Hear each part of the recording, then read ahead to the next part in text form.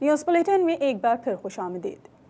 پاک افغان سرحد 4 یوم کے لیے کھولنے کے بعد افغان صوبہ ننگرہار کے حکام نے پاکستان سے لوٹنے والے اپنے شہریوں کو 14 یوم تک کے لیے قرنطینہ میں رکھنے کا فیصلہ کرتے ہوئے 0 پوائنٹ تورخم ٹاؤن پر قرنطینہ مرکز قائم کیا ہے۔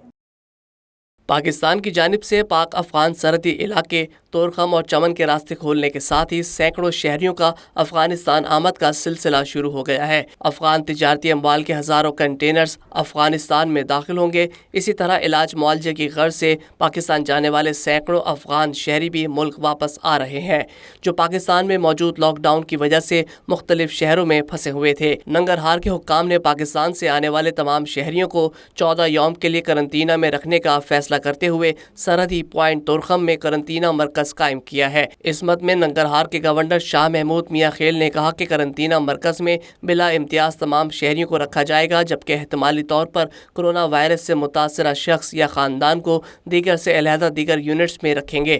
انہوں نے بتایا کہ کورونا وائرس کی علامات اور آثار نہ رکھنے والے افراد بھی 14 یوم تک اسی قرنطینہ کیمپ میں گزاریں گے، جبکہ مدت پوری ہونے کے بعد ہی وہ اپنے اپنے علاقوں کی جانب جانے کی اجازت حاصل کر سکیں گے۔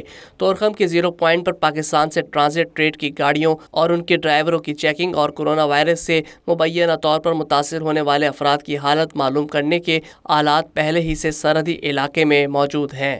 اسی حوالے سے کچھ مزید تفصیلات جاننے کے لیے ہم نے رابطہ کیا ہے bureau chief Kabul Voice of South Asia Basir Hotak سے۔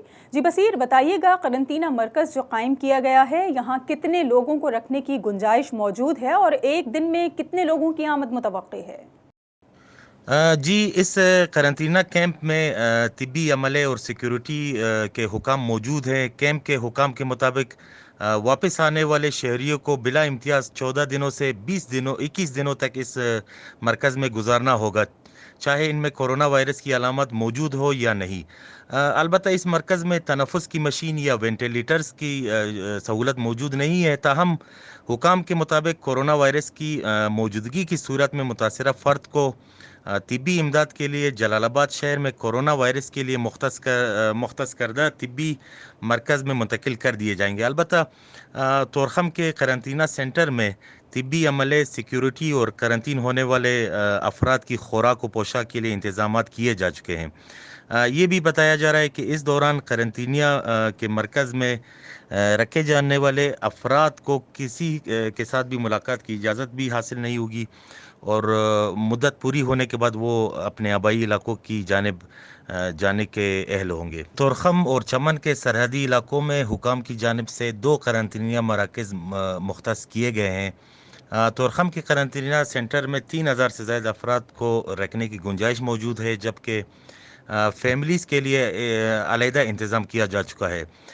اس کیمپ میں رکھے جانے والے صرف وہی افغان شہری شامل ہوں گے جو کہ پاسپورٹ ویزا کی مد میں گزشتہ ہفتوں پاکستان گئے تھے اور پھر کورونا وائرس کے بے قابو ہونے پر پاکستانی لاک ڈاؤن کی وجہ سے وہاں پھنس گئے تھے۔ ان میں افغان مہاجرین شامل نہیں ہیں۔ جی، بہت شکریہ بصیر ہوتک آپ کا۔